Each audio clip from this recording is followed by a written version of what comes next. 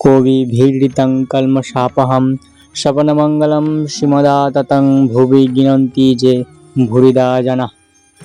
তৃতীয় পরিচ্ছেদ।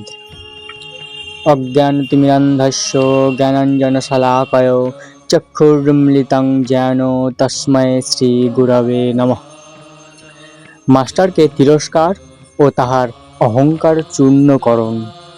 শ্রীরামকৃষ্ণ মাস্টারের প্রতি। তোমার কি বিবাহ হয়েছে? মাস্টার: আজ্ঞে হ্যাঁ। শ্রীরামকৃষ্ণ শিহরিয়া: ওরে রামলাল, যা বিয়ে করে ফেলেছে। মাস্টার ঘোরতর অপরাধীর ন্যায় অবাক হইয়া অবনত মস্তকে চুপ করিয়া বসিয়া রহিলেন। ভাবিতে লাগিলেন, বিয়ে করা কি এত দোষ? ঠাকুর আবার জিজ্ঞাসা করিলেন, তোমার কি ছেলে হয়েছে? মাস্টারের বুক ঢিপ ঢিপ করিতেছে। ভয়ে ভয়ে বলিলেন, আজ্ঞে ছেলে হয়েছে। ঠাকুর আবার আক্ষেপ করিয়া বলিতেছেন, যা ছেলে হয়ে গেছে? তিরস্কৃত হইয়া তিনি স্তব্ধ হইয়া রহিলেন। তাহার অহংকার চূর্ণ হতে লাগিল। কিয়ৎক্ষণ পরে ঠাকুর শ্রীরামকৃষ্ণ আবার কৃপাদৃষ্টি করিয়া সসন্দেহে বলিতে লাগিলেন, দেখো তোমার লক্ষণ ভালো ছিল। আমি কপাল, চোখ এসব দেখতে বুঝতে পারি। আচ্ছা, তোমার পরিবার কেমন? বিদ্যাশক্তি না অবিদ্যাশক্তি? মাস্টার: আগে ভালো, কিন্তু অজ্ঞান। শ্রীরামকৃষ্ণ বিরক্ত হইয়া, আর তুমি জ্ঞানী? তিনি জ্ঞান কাহাকে বলে, অজ্ঞান কাহাকে বলে এখনো জানেন না। এখনো পর্যন্ত জানিতেন না যে লেখাপড়া শিখিলেই ও বই পড়িতে পারিলে জ্ঞান হয়। এই ভ্রম পরে দূর হইয়াছিল। তখন শুনিলেন যে ঈশ্বরকে জানার নাম জ্ঞান, ঈশ্বরকে না জানার নামই অজ্ঞান। ঠাকুর বলিলেন, তুমি কি জ্ঞানী? মাস্টারের অহংকার আবার বিশেষ আঘাত লাগিল। শ্রীরামকৃষ্ণ: আচ্ছা, তোমার সাকারে বিশ্বাস না নিরাকারে? মাস্টার অবাক হইয়া স্বগত। সাকারে বিশ্বাস থাকিলে কি নিরাকারে বিশ্বাস হয়? ঈশ্বর নিরাকার এই বিশ্বাস থাকিলে ঈশ্বর সাকার এই বিশ্বাস কি হইতে পারে?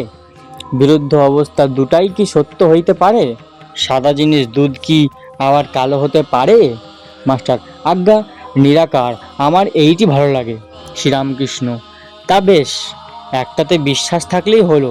নিরাকারে বিশ্বাস, তা তো ভালোই। তবে এ বুদ্ধি করো না যে এইটিই কেবল সত্য আর সব মিথ্যা।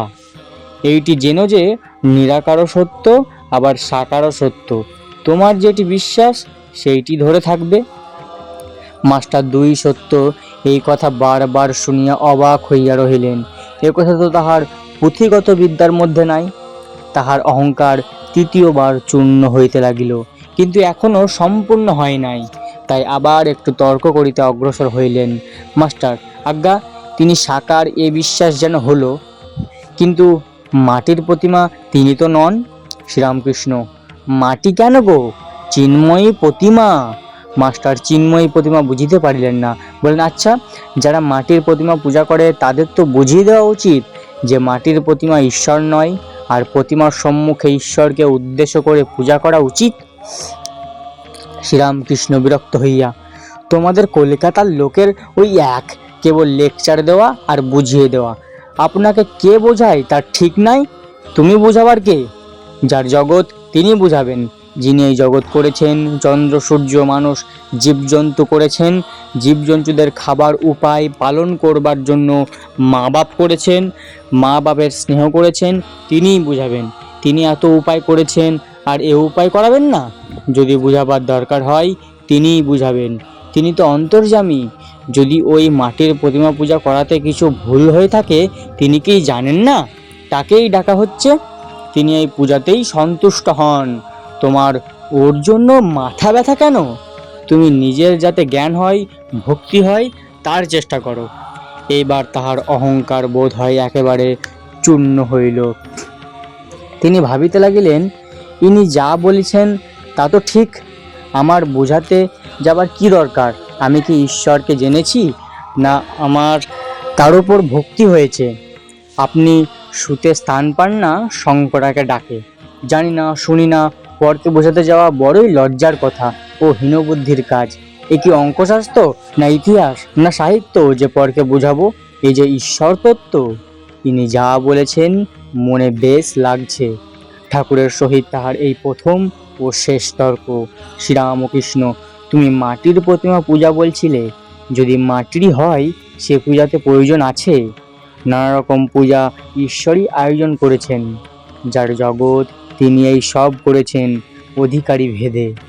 যার যার যা পেটে সয় মা সেই রূপ খাবার বন্দোবস্ত করেন। এক মার 5 ছেলে, বাড়িতে মাছ এসেছে, মা মাছের নানা রকম ব্যঞ্জন করেছেন।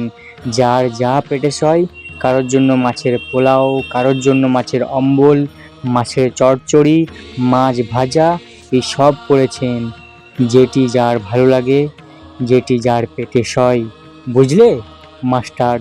আজ্ঞে হ্যাঁ। ওম নিরঞ্জনং নিত্যমনন্ত রূপং ভক্তানুকম্পাধিত বিগ্রহং বৈ ঈশাবতারং পরমেশমিড্ডং তং রামকৃষ্ণ শিরসা নমামি।